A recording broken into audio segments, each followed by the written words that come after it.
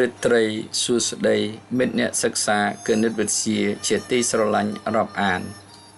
នៅរិត្រីកាលដ៏សែនមនោរម្យនេះខ្ញុំបាទសេរីយុកោមានកិត្តិយសលើកយកគណិតវិទ្យាមកបង្ហាញដូច្នេះសូមរីករាយសិក្សាទាំងអស់គ្នាដូចតទៅលំហាត់ទី22 8 ស្វ័យគុណ x បូក 8 ស្វ័យគុណ x ស្មើ 1 8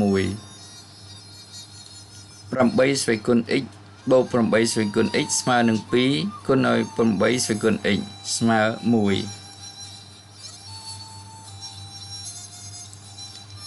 យើងទាញ2មកអង្គទី2អញ្ចឹងនៅអង្គទី1គុណមកអង្គទី2ចែក8ស្វ័យគុណ x ស្មើ1ចែកឲ្យ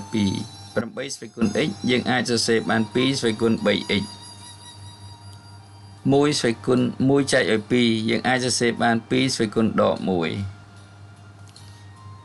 ស្វ័យគុណ 3x ស្មើ2ស្វ័យគុណដក1នាំឲ្យយើងបាន 3x ស្មើដក1ស្វ័យគុណដែលមានគោលដូចគ្នានាំឲ្យនិទាសនវាស្មើគ្នា3ស្វ័យគុណ x ស្មើដក1នាំឲ្យ x ស្មើដក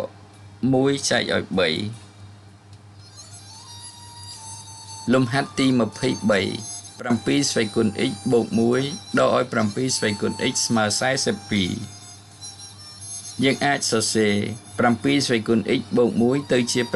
ស្វ័យគុណ x គុណនឹង7ស្វ័យគុណដែលមានគោលដូចគ្នានាំឲ្យនិទាសនវាបូកគ្នានាំឲ្យវាជាផលគុណនៃ 7x គុណឲ្យ7ស្វ័យគុណ1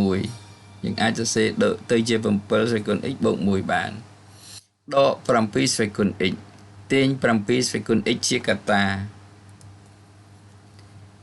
នៅអង្គទី1នៅសល់7អង្គទី2នៅសល់1 7ដក1នៅសល់6យើងបាន 7x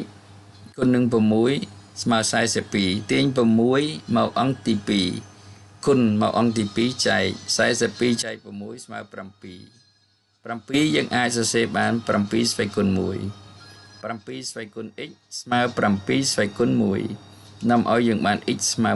1ស្វ័យគុណដែលមានគោលដូចគ្នានាំឲ្យនិទាសនវានេះស្មើគ្នាលំហាត់ទី24 2ស្វ័យគុណ 2x បូក2បូកឲ្យ2ស្វ័យគុណ x ស្មើ20យើងអាចសរសេរបាន2ស្វ័យគុណ x គុណនឹង2ស្វ័យគុណ2បូកឲ្យ2ស្វ័យគុណ x ទាញ2ស្វ័យគុណ x ជាកត្តាអង្គទី1នៅសល់2ស្វ័យគុណ2អង្គទី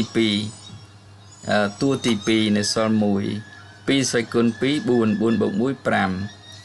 យើងបាន2ស្វ័យគុណ x គុណនឹង5ស្មើ20យើងទាញ5មកអង្គទី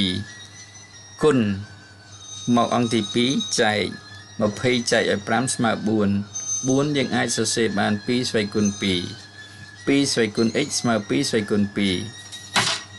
ស្វ័យគុណដែលមានគោលដូចគ្នានាំឲ្យនិទាសនវាស្មើគ្នាដូច្នេះ x ស្មើ